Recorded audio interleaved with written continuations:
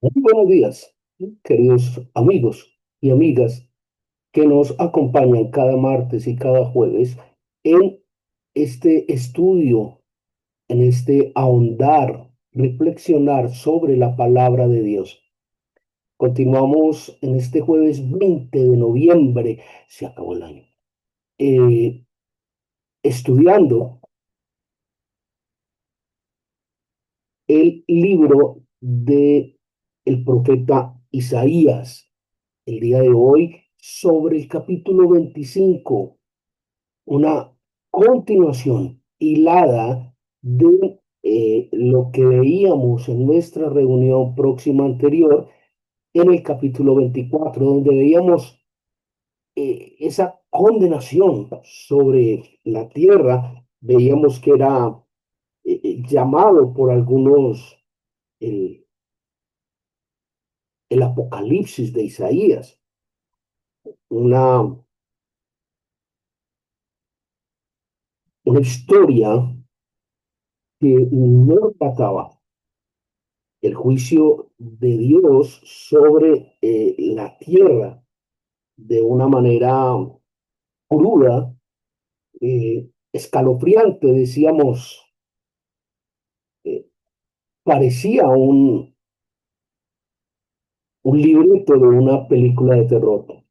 Pues bien, en el capítulo 25 del libro de Isaías encontramos esa hilaridad después del juicio de Jehová sobre la tierra. Encontramos un capítulo dedicado a hacer un cántico a Dios, un cántico por el favor de Dios sobre su pueblo. Ya no sobre toda la tierra, ya es exclusivamente sobre su pueblo, sobre la iglesia de Cristo. Y es en este capítulo 25 que se presentan de una manera muy clara, muy definida, punto a punto, varios, muchos de los atributos de Dios. Esto es algo que hemos exaltado, reiterado permanentemente en este ministerio, y es conocer a Dios, conocer los atributos de Dios, el temperamento de Dios, el carácter de Dios. Es la única manera en que podremos comprender el mensaje y la voluntad de Dios. Sin conocer los atributos de Dios, no conocemos a qué Dios estamos orando. No sabemos a qué Dios le oramos. No conocemos cuál es nuestro Dios. Y la importancia, la trascendencia de este capítulo 25 que repito, es un canto de súplica a Jehová, un canto de alabanza, un canto de reconocimiento de su iglesia, de su pueblo, nos presenta de una manera muy clara varios de los atributos de Dios. Ahora bien, en la parte paralela de este capítulo 25 se nos menciona cuál es el valor de la obra de Cristo. Extraordinario, maravilloso. Y para finalizar, en este mismo capítulo 25, al finalizar, se nos presenta algunas características del pueblo de Dios, algunas características de los enemigos de Israel. Entonces, tres paquetes de información en el capítulo 25. Primero, los atributos y las características de Dios. Segundo, la importancia, la trascendencia de la obra de Cristo. Y tercero, las características. de los enemigos de Israel. En un momento, si el Señor nos permite, vamos a describir cada uno de estos tres elementos. Ahora bien, que usted o yo nos identifiquemos con alguno de los tres grupos es una labor que cada uno de nosotros deberá desarrollar, deberá enfrentar. Hoy, luego de este abrebocas, luego de este breve recuento introductorio, podemos empezar a definir en este capítulo 25 del libro de Isaías, que repito, es un cántico por el favor de Jehová, el favor de Dios a su pueblo. Miremos los atributos que se describen en este capítulo 25 del libro de Isaías. Básicamente los vemos listados del versículo 4 al versículo 9, estableciendo esos atributos. ¿Quién es Dios? ¿Quién es Dios? Es quién es el Dios de la Biblia. Pueden haber muchos dioses en minúscula, pero solo uno con mayúscula es el Dios de la Biblia. Debemos aprender a conocer cuáles son esos atributos. Sobre el versículo 4 de este capítulo 25 se mencionan varios de estos atributos. Dice, Dios es fortaleza para los suyos. Ah, o sea que para los demás no. Sí, para los demás no. Si Dios no es su Dios, ¿usted qué está esperando que ese que no es su Dios haga por usted? Ah, Dios es fortaleza para los suyos, para los que creen en él. El libro, creo que es el libro de Santiago, establece el que le ora a Dios es importante que crea que existe. O sea, si usted no cree que Dios existe, pues ¿para qué le está orando? ¿Me hago entender? O aquellos que piensan que Dios es poderoso, pero él con esta situación no puede. No, no, no. Dios puede con todo, menos con una enfermedad. No es que te va a poder Dios con eso. O sea, Dios puede con todo, menos con las finanzas. No es que yo no sé, pues Dios se olvidó de mí. No, venga. Si Dios es tu fortaleza, está escrito en el versículo 4, capítulo 25, libro del profeta Isaías. Dios es su fortaleza. La de nervios, no creo pues en Dios. Dios no es mi fortaleza. Listo. O su fortaleza es el crédito bancario. O su fortaleza es el negocio que le va a salir. ¿Cuál es su fortaleza? Plata en mano y, pues no sé. ¿Cuál es su fortaleza? Su fortaleza tiene, si usted es parte del pueblo de Dios, tiene que ser Dios. Versículo 4 también establece allí, Dios es refugio en la tempestad. Dios es refugio en la tempestad. Ahora bien, surge aquí una pregunta.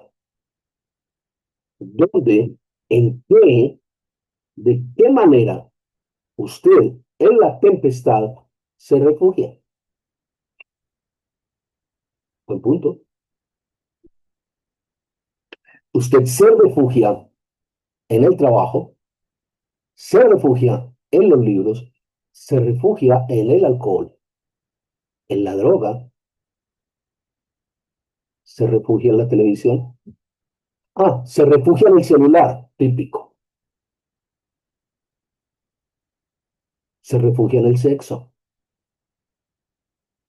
¿Dónde se refugia usted cuando las cosas se ponen malucas?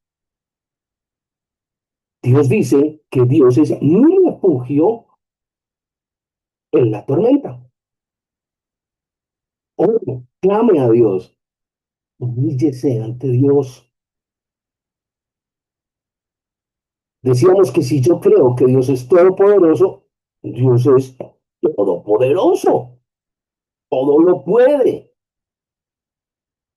Ahora bien, si yo no conozco al Dios al que le estoy orando, al Dios todopoderoso al que le oro, voy a esperar que Dios haga lo que yo quiero que Dios haga. Si yo conozco la voluntad, el carácter de Dios, voy a querer que Dios haga lo que su voluntad establece para mí.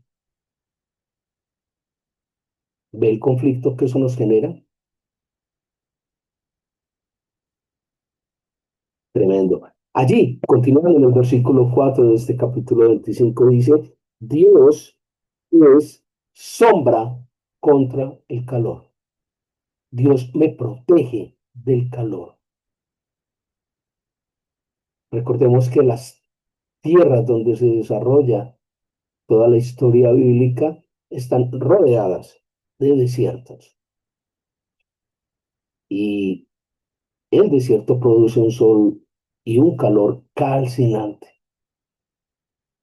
Más ahora que en esa época, creo yo, pues este tema del clima, del cambio climático. Entonces, Dios, si lo traemos a hoy, si aplicamos, si hacemos la aprehensión de esto, Dios me protegerá, sí, del calor del sol también, ¿no? Nos protegerá de los momentos calientes en nuestra vida.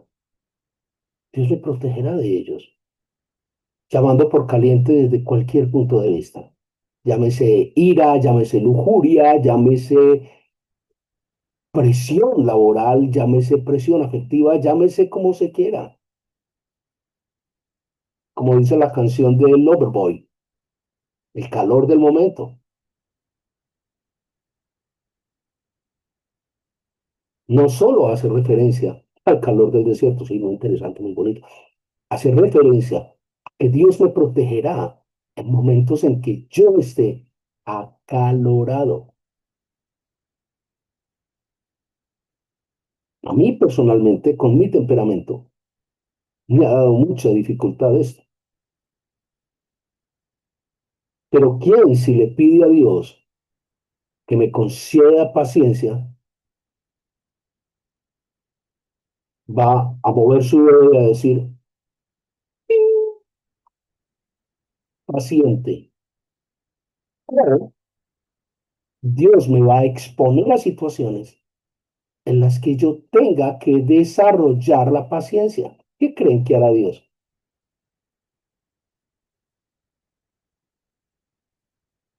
Ok, eso es lo que Dios hace. Me expone a situaciones de pecado no, situaciones que me ayuden a crecer espiritualmente en esos atributos, en esos dones. ¿Me hago entender? Continuamente dice que Dios prepara un banquete para sus hijos. Versículo 6. Cuando establece que Dios prepara un banquete, determina que el final de la historia será de gloria para Dios y será de disfrute para nosotros. En ninguna parte de la Biblia dice de una manera taxativa por qué a la gente mala le va bien y a la gente buena le va mal. Mucha gente dice, no, es que yo soy cristiano, a mí no me puede pasar nada. A ver, ubíquese. Eso no es cierto. No, es que yo creo en Dios y Dios me protege de todo. Sí, eso es cierto, sí y solo sí usted se ajusta a la condición de Dios. Eso no quiere decir que no vayan a haber pruebas, quiere decir que no se vaya a depurar su fe. Recuerde que los metales preciosos y la fe se prueban al fuego. De hecho, si usted revisa los personajes bíblicos, a todos les fue de mal en peor. No porque creía que estaba con Jesucristo, la vida era color de rosa, es decir, unicornios, estrellas, arcoíris, pues no, eso no es verdad. Lo que sí dice la Biblia es que a los malos, al final, no les va a ir bien. Su fin es muerte, la gehenna, el Seol, el fuego eterno. ¿Me hago entender? Y que a sus hijos, los que guardaron sus preceptos, sus leyes, los que se ajustaron, los que conocieron a Dios, tendrán un banquete al final. Wow, eso sí lo dice.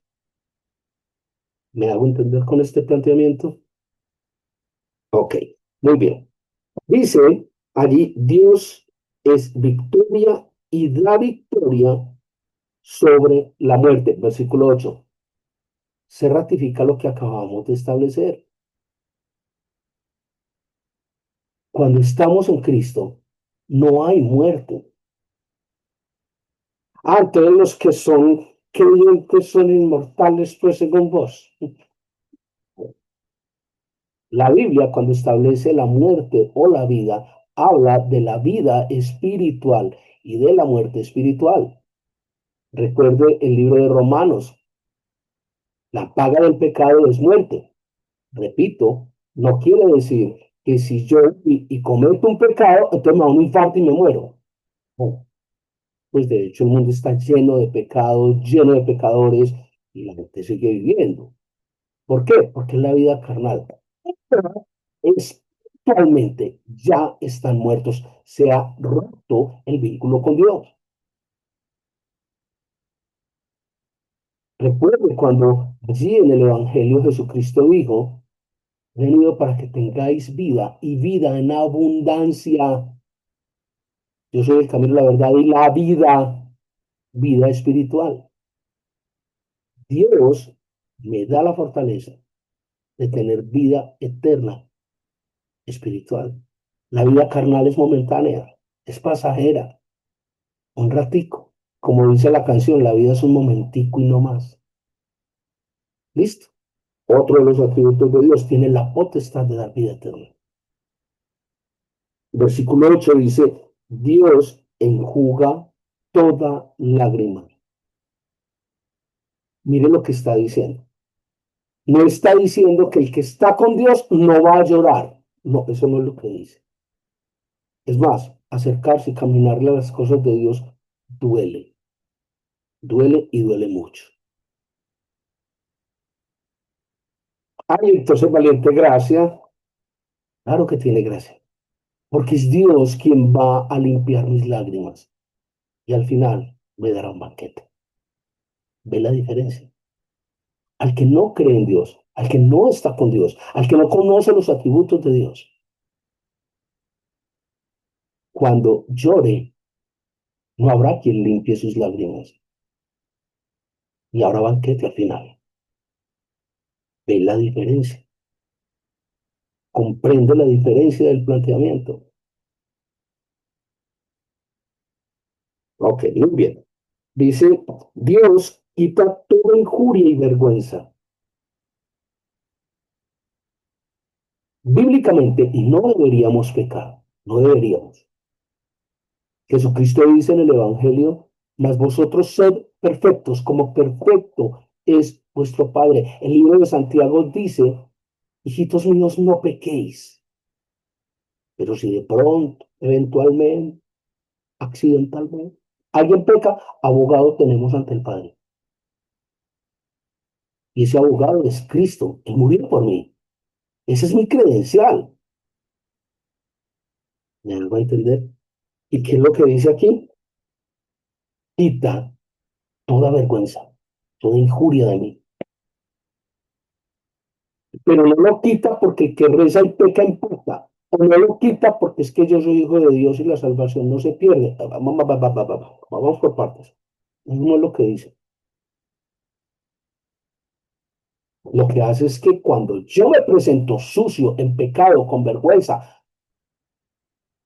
Dios tiene la potestad de quitármelo por la obra de Cristo. Y ese es un punto que es álgido entre algunos teólogos y algunos creyentes. Y es si la salvación se pierde o no se pierde. La Biblia es muy clara en eso. Es que una cosa es que yo me case, otra cosa es que yo permanezca casado. Cosas muy distintas. Una cosa es que yo sea hijo de Dios y tenga la salvación. Otra cosa es que yo me aparte de Dios y pierda la salvación. Hay muchos casos descritos en la Biblia. Le voy a poner dos. Dos, para que usted tome nota. ¿Quién era el arcángel favorito de Dios? Muy bien. Lucero, eso. Estuvo casado, era hijo de Dios, pero no siguió con Dios. Ya no es hijo de Dios, es hijo de las tinieblas. Lucero fue posteriormente Lucifer. Y otro ejemplo, Judas, Judas Iscariote, conoció a Cristo, caminó con Cristo, anduvo con Cristo, pero no permaneció con Cristo, se apartó de él. Es un tema que habrá que discernir con un poco más de tiempo. Continuamos allí sobre el versículo 9, dice, Dios es Salvador seguro. O sea, usted tiene la certeza absoluta de que Dios lo va a salvar. Ah, si vio que sí, entonces no se pierde la salvación. Dios lo va a salvar. Y mire el contexto bíblico, no mire solo el versículo. Dios te va a salvar cuando tu comportamiento, tu pensamiento, tus cosas reflejen la obra de Cristo en ti. Dios tiene el poder de ser tu salvador seguro. Y dentro de los últimos dice, Dios es dador de alegría. Allí versículo 9. Dios me puede dar alegría. Pero acabaste de decir que a uno le iba muy mal cuando estaba con Jesucristo. Yo nunca dije que a uno le iba muy mal. Lo que claramente le dije es que ser hijo de Dios y seguir los preceptos de Dios y acomodarse a la voluntad de Dios no era fácil y que habría sufrimiento y que Dios enjugaba la lágrima. Son cosas muy distintas. ¿Listo? Ahora bien, Dios me da la prueba, pero Dios también prepara banquete. Dios me da la alegría.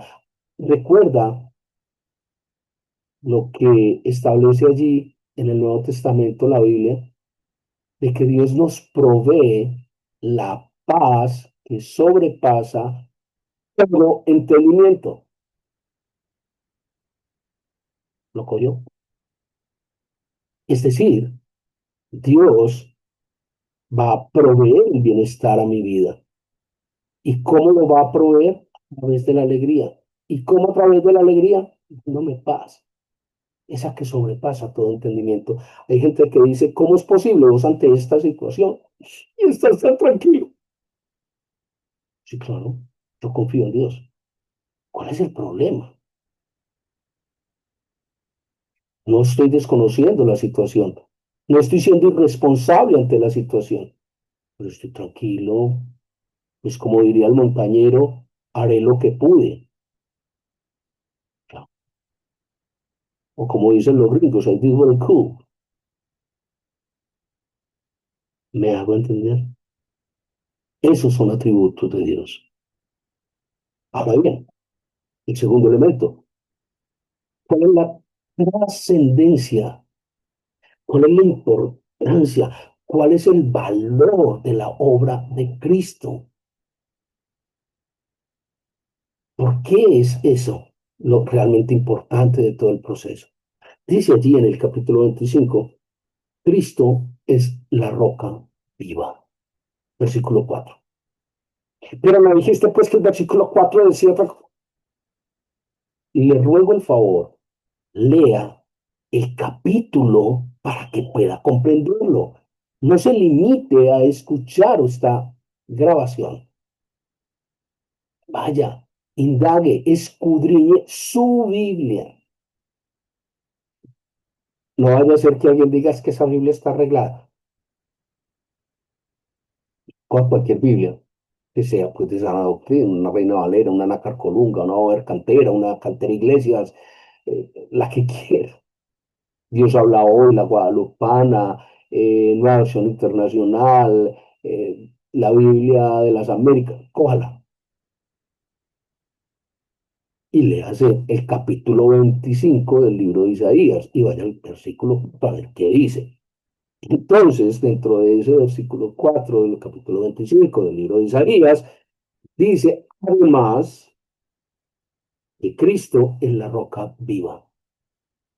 Y como en el parqués, el que está en piedra, tranquilo, nada le pasa. ¿Me hago entender? No quiere decir que no haya situaciones difíciles ni momentos críticos, claro, pero usted tiene la certeza en Cristo de que va a salir bien librado. ¿Ve la diferencia? Excelente. Dice allí que Cristo es la roca que nos abriga, que nos protege. O sea, no solo estás bien cimentado en la roca, sino que además de eso, de todo lo que pueda ocurrir alrededor, vas a ser protegido. La obra de Cristo. ¿Ve la importancia y la trascendencia? Es la obra de Cristo la que me hace, entre comillas, inmune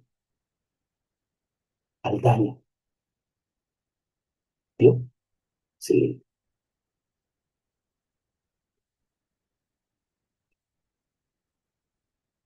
Dice allí, Cristo es el escondedero para escucharlo. Cuando yo me escondo en Cristo, puedo escuchar la palabra de Cristo. Puedo dialogar con Cristo. ¿Cómo hablo yo con Cristo y con Dios? A través de la oración. ¿Cómo habla Cristo conmigo?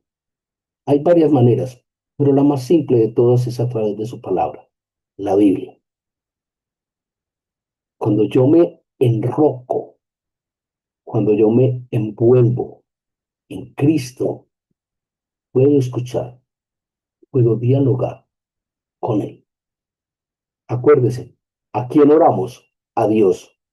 ¿En nombre de quién? De Cristo. ¿En virtud de qué? Del Espíritu Santo. Simple.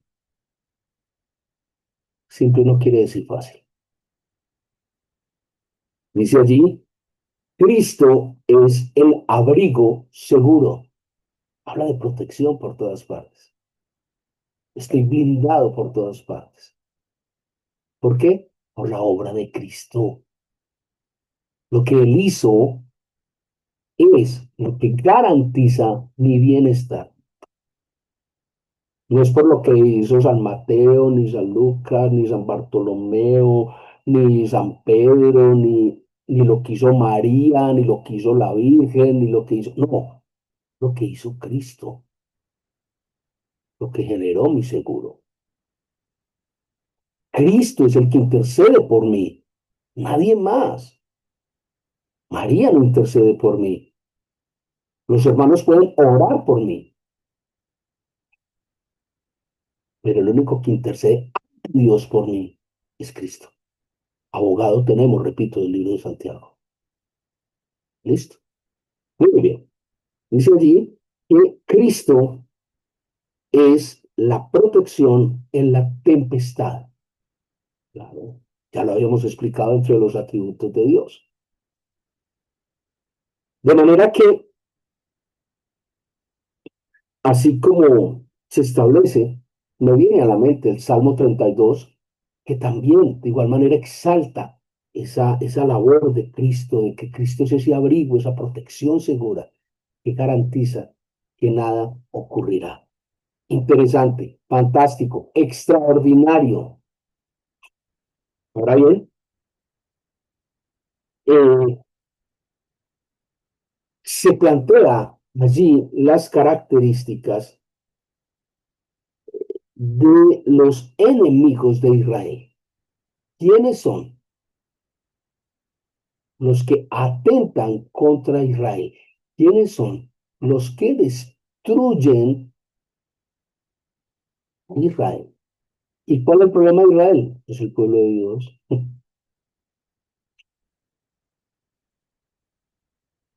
Ahora bien, recuerde lo descrito claramente en la Biblia de que todos los demás estamos invitados a la cena. Muchos son los llamados, pocos o muy pocos los elegidos. Todos somos llamados.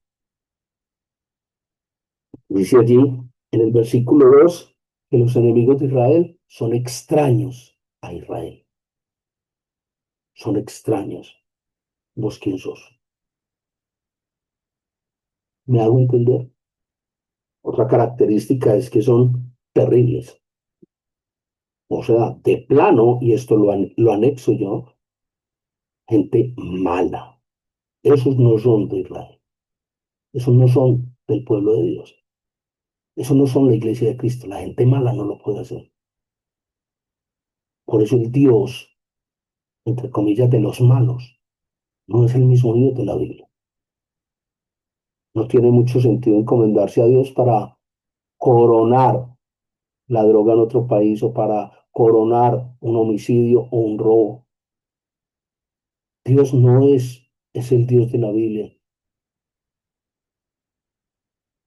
Su protección no está en Cristo, está en otra cosa. De pronto en la Virgen María, de pronto en un santo, de pronto en un ritual, de pronto en un detente,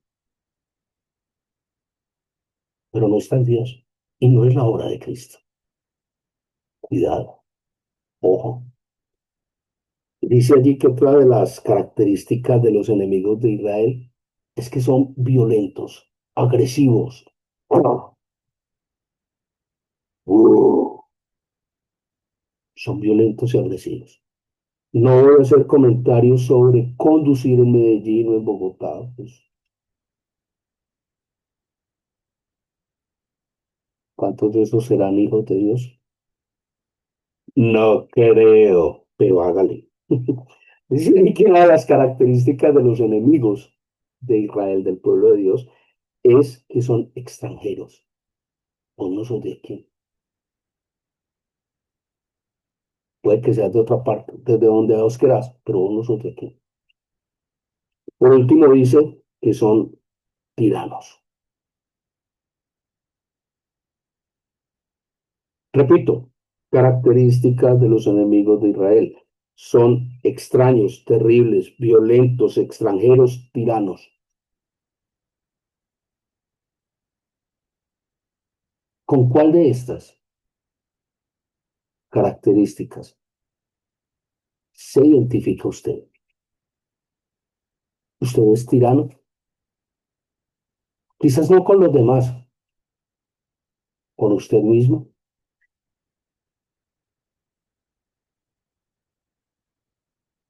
Usted se siente extranjero en las cosas de Dios.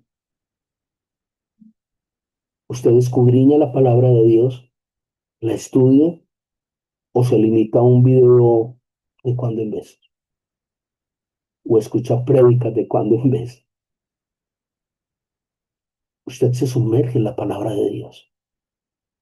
Usted conoce claramente los atributos de Dios. Reconoce la importancia de la obra de Cristo.